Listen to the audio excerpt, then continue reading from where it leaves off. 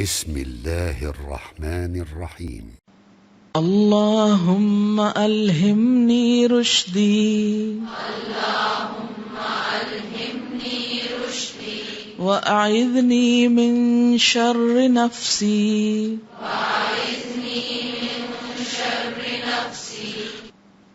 اللہم اے اللہ الہمنی الہام کر مجھ کو، میرے دل میں ڈال دے، رشدی میری ہدایت، میری بھلائی، وأعذنی اور پناہ دے مجھ کو، من شر نفسی میرے نفس کے شر سے.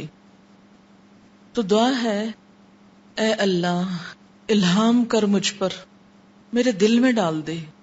کیا ڈال دے؟ رشدی میری ہدایت، میرا بھلا.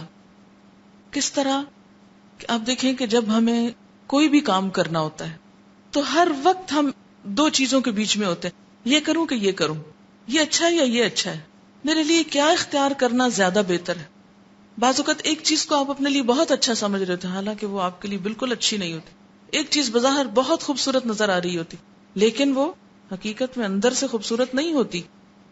تو انسان کے لیے ہر وقت اس بات کا چانس ہوتا ہے کہ انسان کو غلط ڈیسیژن لے لے، اور بعض اوقات غلط ڈیسیژن انسان کو غلط انجام تک جا پہنچاتے ہیں.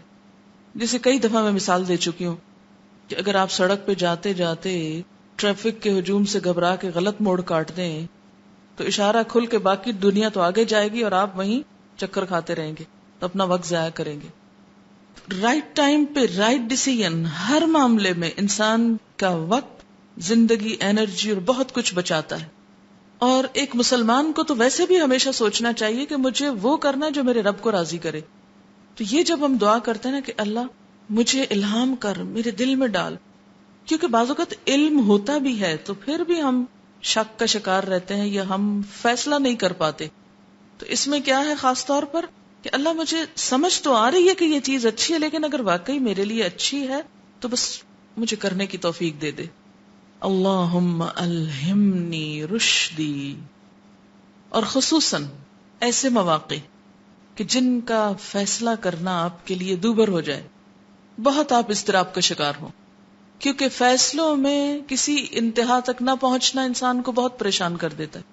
بعض اوقات آپ کے بچے کے لیے ایک نہیں، دو نہیں، 3 رشتے ہوتے ہیں، آپ پریشان ہیں کس کو ہاں کروں کس کو نہ کروں کیا نہ کروں، کیا بہتر ہے کیا بہتر نہیں.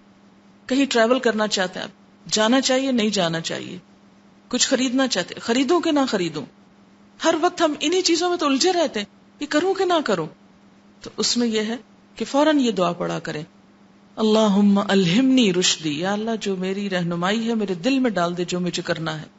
وَأَعِذْنِي مِن شَرِّ نَفْسِي، اور مجھے میرے نفس کے شر سے بچا کے رکھ. کیوں؟ اس لیے کہ بہت سے نیک کاموں میں نفس کا شر حائل ہو جاتا ہے.